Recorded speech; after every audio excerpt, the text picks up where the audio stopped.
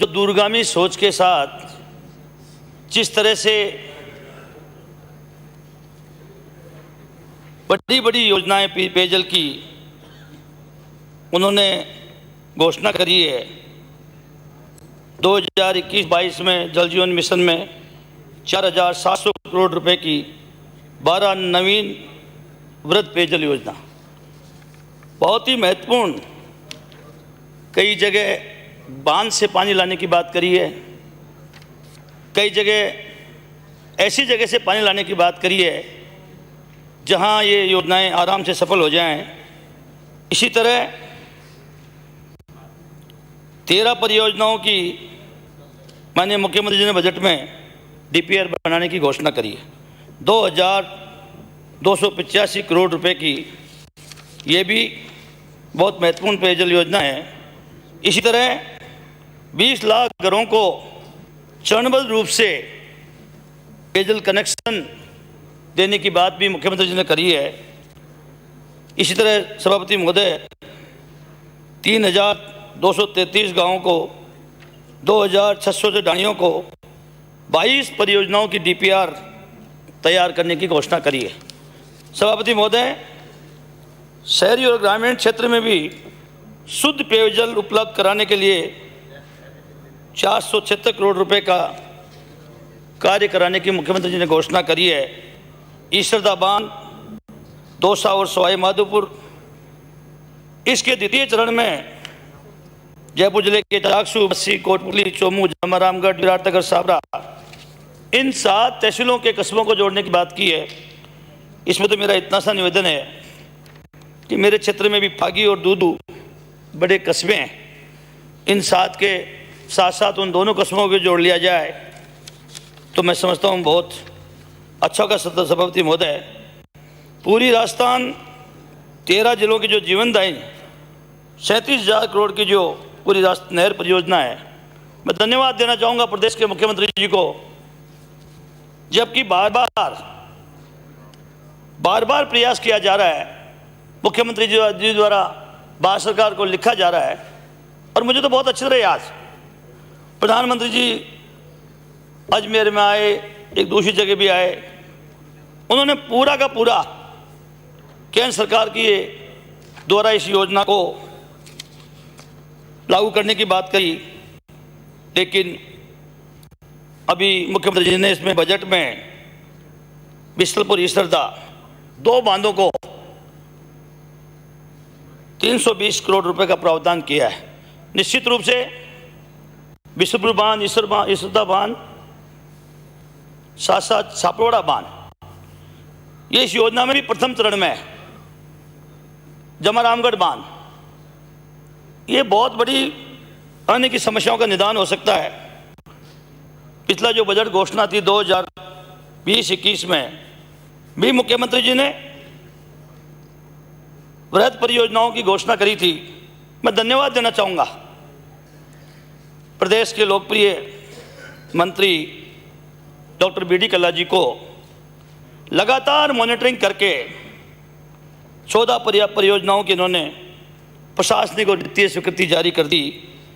चाहे साईगढ़, सोना, टोंक, उनियारा, बिशनपुर फागी, बिशनपुर पुलेरा, बिशनपुर निवाई, बिशनपुर चाकसू, चूरू, बिसाऊ, अलसीसर, ब्यावर, जवाजा, नावा, दूदू, इनकी स्वीकृति जारी कर दी गई है। मैं साथ साथ मंत्री जी से यह भी आग्रह करूंगा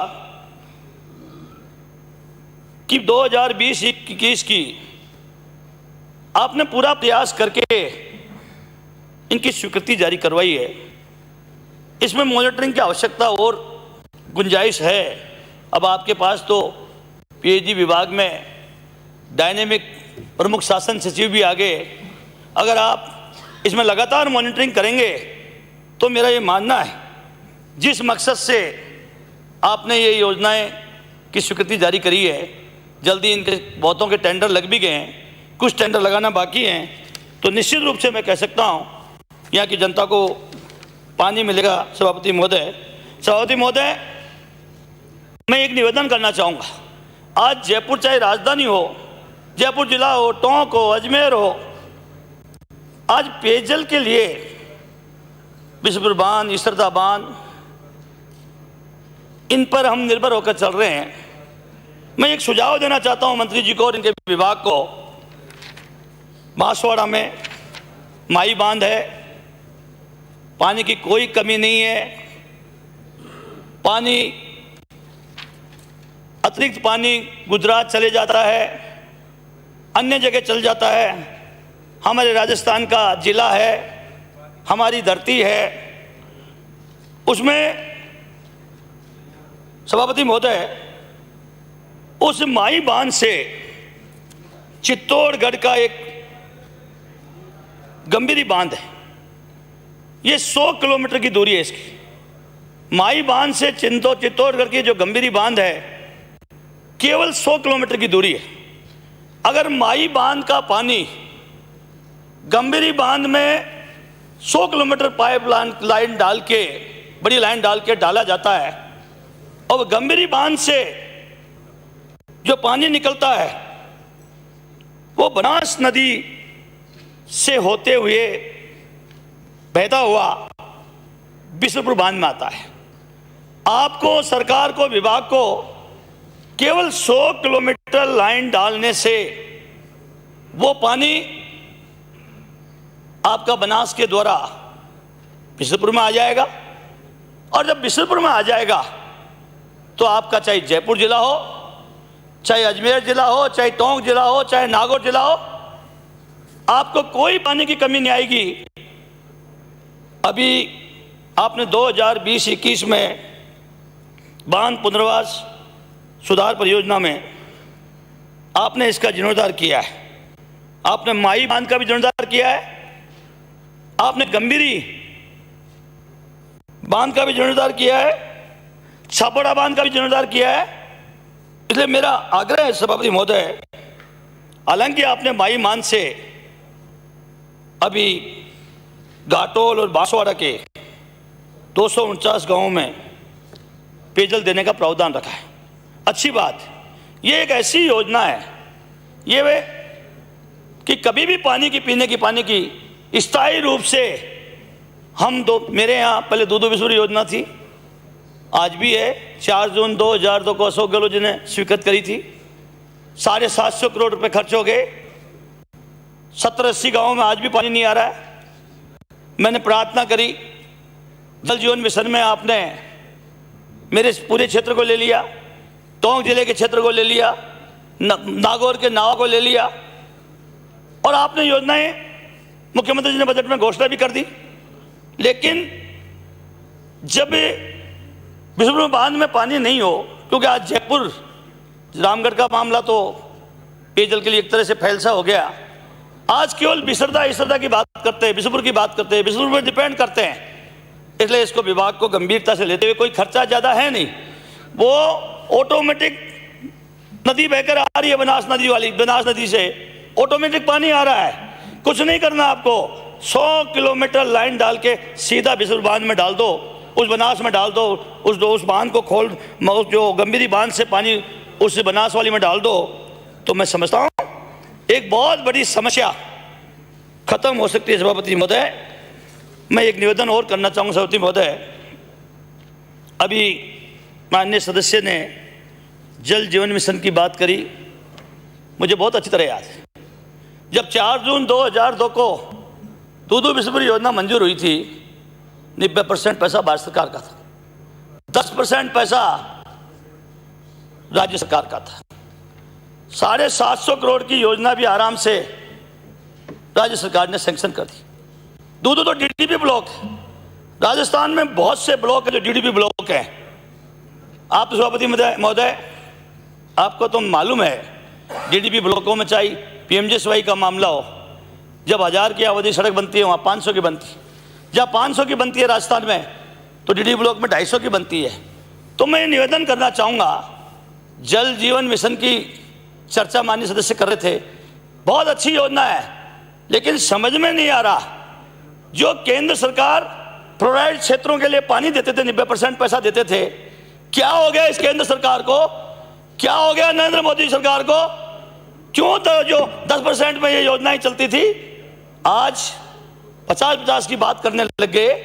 इसलिए मैं आग्रह करूंगा सभापति महोदय इस सदन के लोगों से कि अगर कम से कम पूरे राजस्थान में अगर आप जल जीवन मिशन योजना में अगर आप 10% नहीं दे सकते हो तो कम से कम डीडीपी ब्लॉक तो वो ब्लॉक है जहां पानी की व्यवस्था नहीं होती, खारी होती है, जमीन फट जाती है, केवल लोग पेयजल के भरोसे, हैंडपंपों के तड़ाइयों के भरोसे, और जब तड़ाइयां सूख जाती तो हैंडपंप सूख जाते हैं। तो मैं चाहूंगा सभापति महोदय, माननीय हमारी सरकार से भी चाहूंगा कि अगर केंद्र सरकार आपको जल जीवन मिशन में अगर 90% नहीं देती है तो सरकार का एक प्रस्ताव कम से कम डीडीपी ब्लॉक का भी चल जाए। इसमें तो पीएमजीएसवाई में भी यही है, उसमें भी वो सुविधा दी हुई है।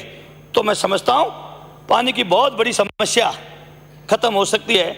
जो सभापति महोदय बिशनपुर बांध से सूरजपुरा से और सांबर तक 80 किलोमीटर की एक टीएम फर्स्ट मुख्य लाइन डली हुई है।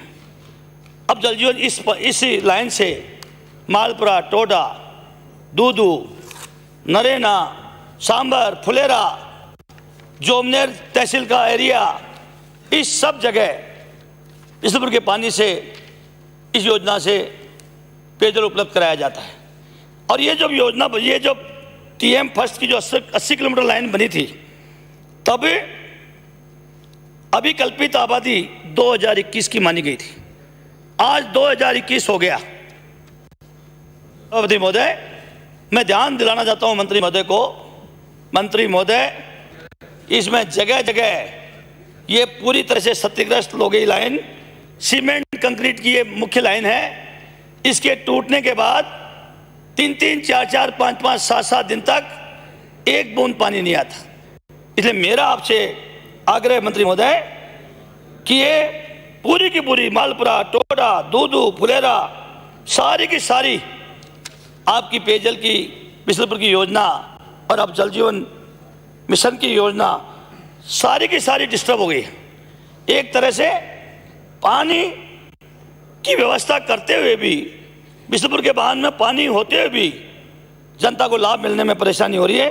मैं चाहूँगा जल जीवन मिशन योजना के अंतर्गत जितनी जल्दी हो सके, मैंने मंत्री जी से निवेदन किया था, मंत्री जी ने डायरेक्शन भी दिए हैं विभाग को, मुझे भी बताया मंत्री जी ने और डायरेक्शन भी दिए हैं कि भाई ये तो बहुत जीवनदायी लाइन है, ये 80 किलोमीटर, इसी से तो पानी आना है बिशनपुर बांध से। इसको तो प्रथम प्राथमिकता में इसको स्वीकृत करनी चाहिए। मंत्री जी आपको धन्यवाद दूंगा, आपने डायरेक्शन दे दिए हैं, लेकिन मैं ये चाहूँगा अब जब भी एक कौन सी मीटिंग होती है, कमेटी होती है, उसकी जब मीटिंग हो तो मेहरबानी करके ये टीएम फर्स्ट की जो 80 किलोमीटर की लाइन है सूरजपुरा से सांबर तक, इसको सैंक्शन करें। मंत्री महोदय, ये मैं आपसे प्रार्थना करना चाहूँगा। मंत्री महोदय, आपसे मैं किन शब्दों में आपको धन्यवाद, मैं जानता हूँ आपकी आर्थिक जैसी स्थिति है वो आपकी आप खुद समझते हैं, लेकिन मेरे बिशनपुर का पानी बंद हो गया था। मैंने आपसे प्रार्थना करी, मैंने ये निवेदन किया, मेरे कुछ बरसात का पानी तलाइयों में, मेरे और तो कहीं हैंडपम्प कामयाब नहीं और पीने के पानी की व्यवस्था भी नहीं है। सभापति महोदय, कुएं में कहीं भी पानी निकलता है तो खारा निकलता है। कई बार तो मैंने हाउस में कहा है, पहले जब मैं सदस्य के रूप में बोलने का मौका मिलता था तो मैं कहता था मेरे यहाँ बिजली मत दो आप, क्योंकि उस जब मुझे तो अकाल रात का काम दे दो, बिजली वहाँ दो जहाँ पानी हो। तो मेरी ऐसी स्थिति, मंत्री महोदय आपको धन्यवाद दूंगा, आपने मुझे करीब 500 से भी ज़्यादा इन 2 वर्षों में हैंडपम्प दिए हैं। मैं दूर की जनता की ओर से आपका बहुत बहुत आभारी हूँ। इसलिए हूँ कि मेरे पास व्यवस्था नहीं है, बहुतों के पास कुआं है, बावड़ी है, बहुतों के पास पेयजल की योजना है, खुद का पानी है, खोद कर पी लेते हैं, लेकिन आपने मेरी पूरी व्यवस्था करी। सभापति महोदय, मैं इतना एक निवेदन जरूर करना चाहूँगा कि माननीय मुख्यमंत्री जी ने कोई कमी नहीं छोड़ी। अब आवश्यकता है, जैसे प्रतिपक्ष के साथी कह रहे थे, बहुत योजनाएं हैं, बजट का अभाव है। मैं इनसे भी प्रार्थना करूंगा, आप भी जगह जगह जाते हो, जल जीवन मिशन योजना की बात करते हो, केंद्र सरकार की योजना है, मेहरबानी करो, अगर पूरे राजस्थान की जनता के लिए नहीं कर सको तो कम से कम डीडीपी जो ब्लॉक हैं उसमें तो 90% पैसा दिलाओ, जिससे ये जो सबसे ज़्यादा फ्लोराइड वाले क्षेत्र हैं जहाँ उनके ज़मीन में पानी नहीं है पीने का, कम से कम उन लोगों को पेयजल उपलब्ध हो सके। सभापति महोदय, मैं अनुशासित हूँ, आपने मुझे कह दिया कि मेरा टाइम हो गया, मैं आपको धन्यवाद देता हूँ एक बार राजस्थान के मुख्यमंत्री जी का और हमारे डायनेमिक जन स्वास्थ्य अभियांत्रिकी मंत्री कई परिस्थिति होने के बाद भी हमेशा संवेदनशील तरीके से अपना तत्काल निर्णय करके हमारी सुनते हैं। आपका बहुत बहुत धन्यवाद। जय Hind. Thank you very much. Ram Ram. Shri Suresh Rawat.